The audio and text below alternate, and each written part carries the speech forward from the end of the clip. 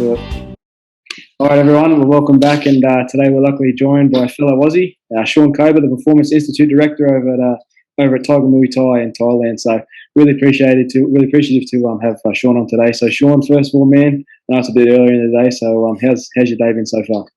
It's been good. I actually just came from a sparring session where Petr was training with his teammates. So had a good look at where he's at the moment, so we can plan the next couple of weeks of training before he takes off for Dubai and then Abu Dhabi. Mm-hmm. Awesome. We'll get into that in a second into Petr. I wanted to ask you though, obviously being an Aussie yourself, how did the opportunity arrive to sort of move to Thailand, and sort of talk us through that decision and ultimately what led to it?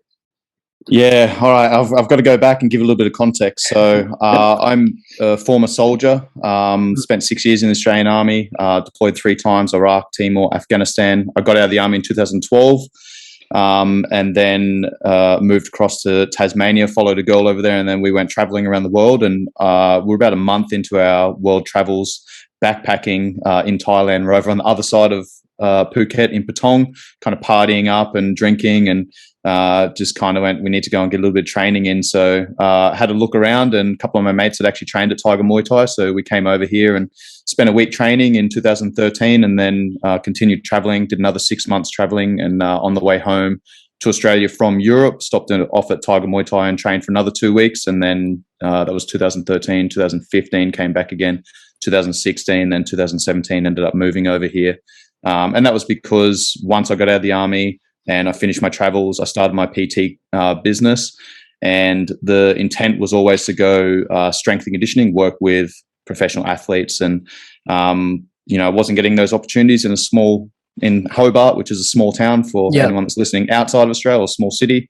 So I just took the chance to come over to Thailand and put myself in this environment to open up any potential opportunities that came up to work with professional fighters. And I got an intern contract at Tiger where I was working for free. And then a month later, got offered a full-time job. And then 6 months later, became the head strength and conditioning coach, which was a role that I fulfilled for 5 years until recently, where I stepped into the new role of performance director. Yeah, and that sort of leads into my next question. So, Shaun, when designing a strength and conditioning program for a mixed martial artist, do you try to design it around mimicking positions, muscle groups, or movements that athletes are likely to use when they compete, or do you more look at the individual makeup and needs of that athlete? That's a good question, and that depends on how much time we've got to work together, how many times we're training per week, who they're fighting, what the game plan is, so on and so forth. And then from there, I need to prioritize. So, a lot of people think strength and conditioning is just lifting heavy weights. And whilst that is a part of the process, sometimes I've only got 4 weeks with someone. I'm like, all right, I don't have enough time to build the required strength to compete with Jimmy Rivera, for example, when I was training Jan for him.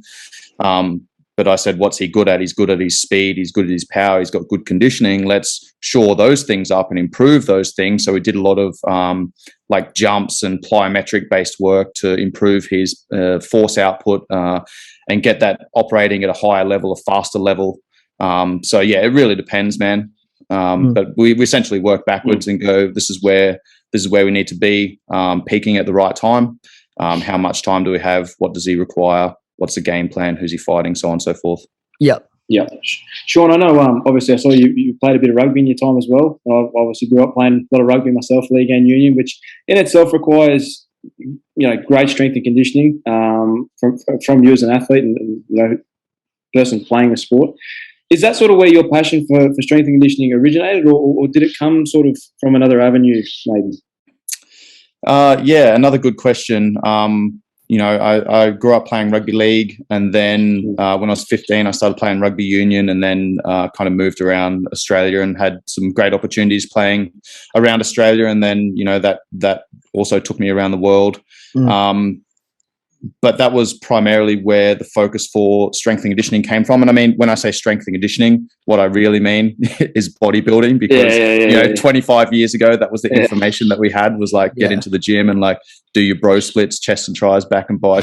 You know what I mean? Like, I basically trained like that for about 10 years. And whilst I did see some carryover to athletic performance on the rugby paddock, it really came to light when I joined the army and when I was deployed as a soldier. I remember doing a heavy leg session when I was in Afghanistan, like typical bro split. All right, it's leg day, and just fucking cooked myself. Yeah. And then, the next day I'm walking up these mountains carrying 50 kilos of equipment at altitude. And I'm like, that was really dumb. Why did I do that? Like, I get shot at right now. I'm fucked. Yeah. So around about the same time, I'd actually been in contact with a strength and conditioning coach that was working with the Melbourne Rebels at the time, one of the Super Rugby teams in Australia, for any of the audience members that aren't familiar with that. But he was one of the team members in the Australian Defence Force rugby union team, and they were gearing up to play in a Defence Force World Cup later that year. And I got selected in that team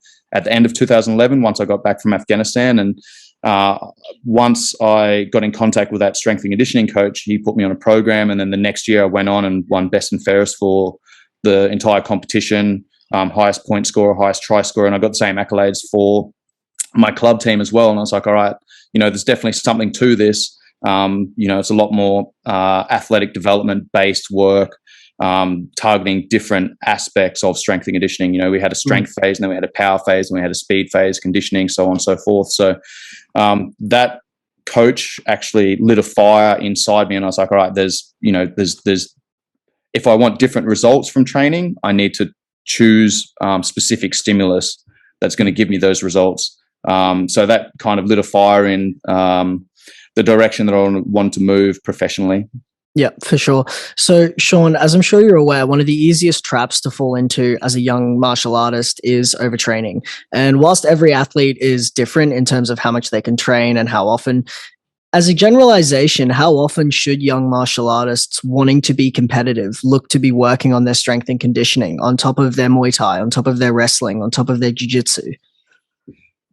Man, that's a hard question. I mean,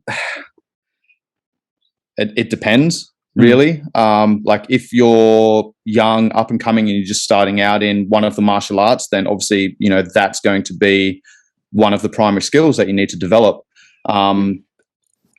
If you have a background in competitive sports, for example, or other types of martial arts, or even contact sports, then you're probably going to have a bigger head start than the majority of people, and you've probably got a decent baseline of movement.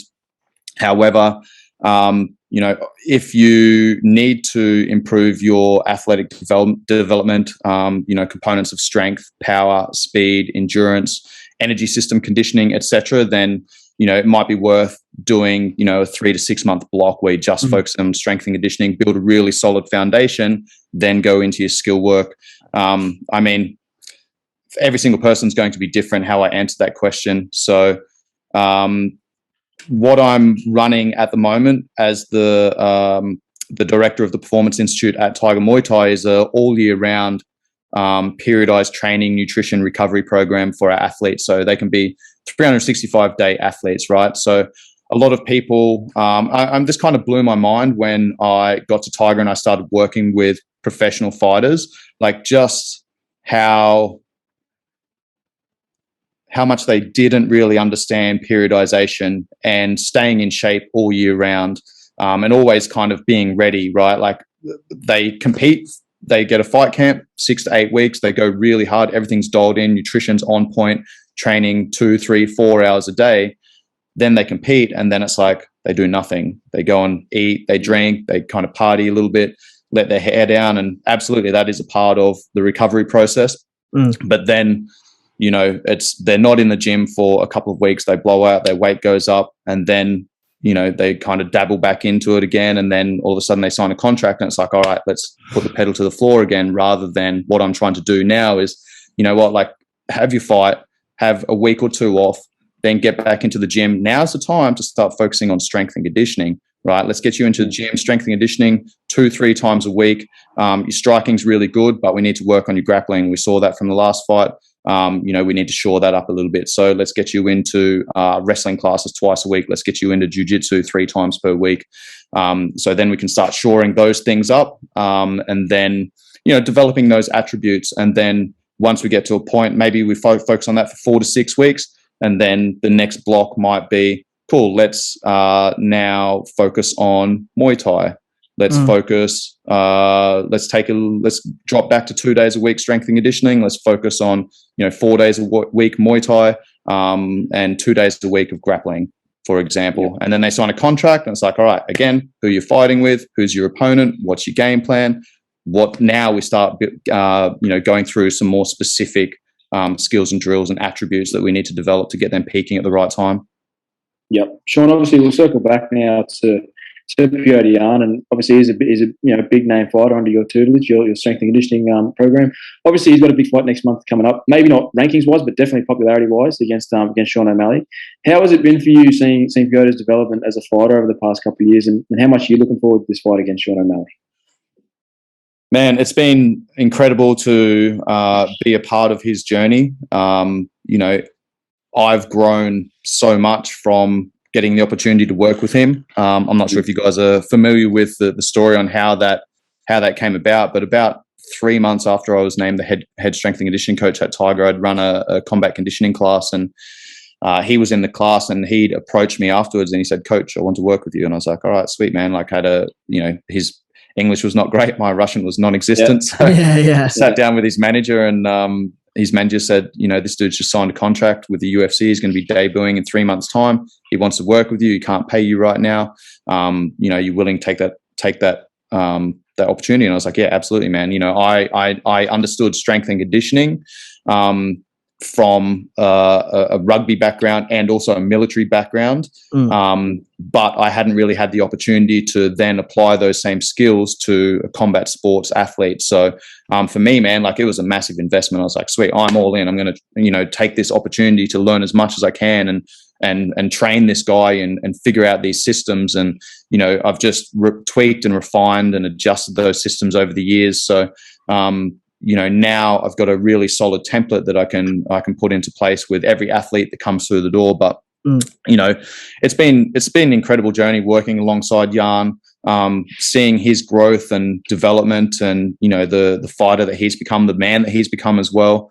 I got the opportunity to go over to Russia last year and train him for the interim title fight against what ended up being Corey Sandhagen, UFC 267, and then I was in the corner with him at that fight. So yeah, it's been really cool to see his growth over the years. I think when we first started working together, he had probably like 10,000 followers on Instagram or something. Yeah. He's got 1.4 million, man, and like everyone was recognizing him in Russia, and he was a superstar. So yeah, it's been really cool to be part of that inner circle and go through this journey alongside him.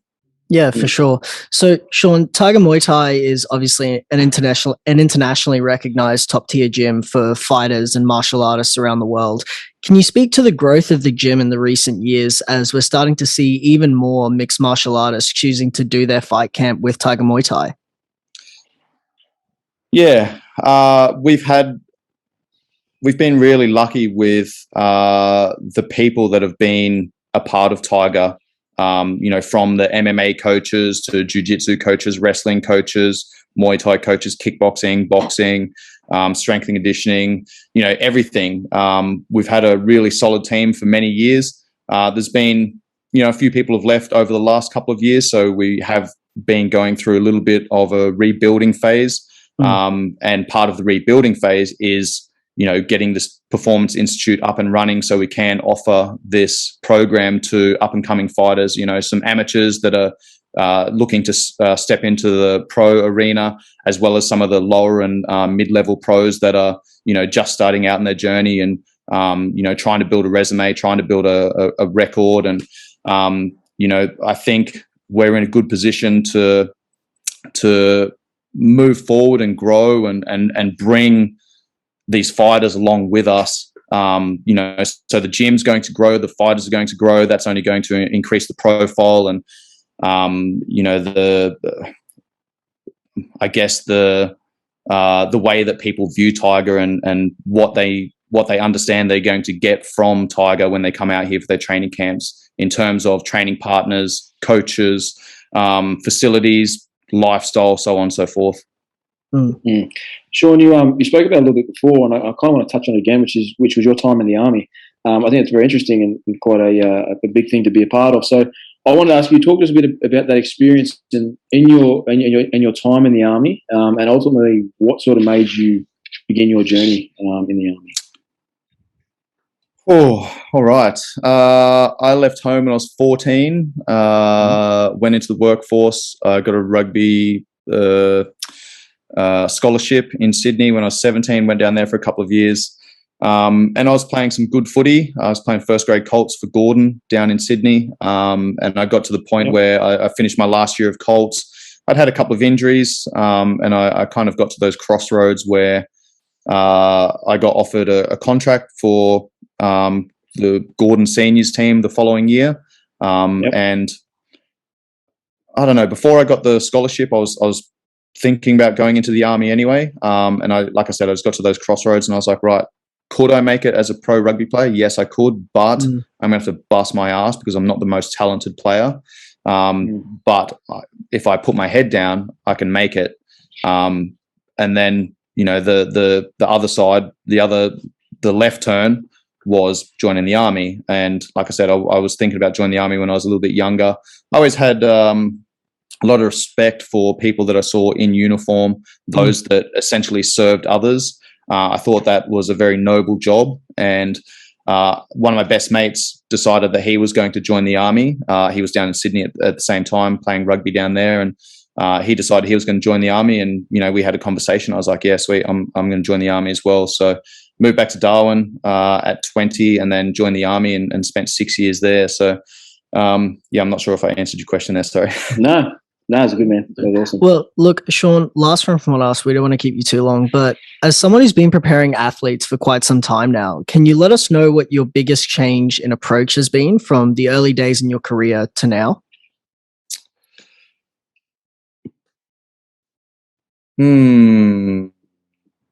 That's a tough one. I'm probably going to have to think about that a little bit. There's been so many changes. I really can't pinpoint one.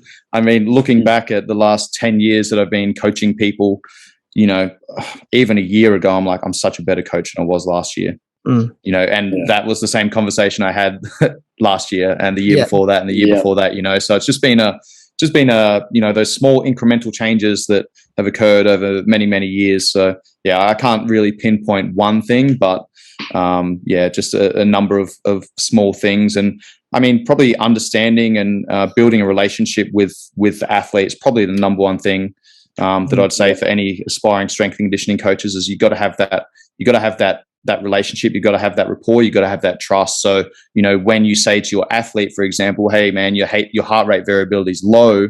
I can see your central nervous system's a little bit fried. You're overtrained right now. You still got, a couple of days of hard training ahead of you. Like, let's back this session off. Let's back this afternoon's or this morning's session off. Let's back this afternoon's session off a little bit so that we can really get after our sparring session tomorrow, for example. Once you build that trust and rapport, then they start buying into it. They start listening to you.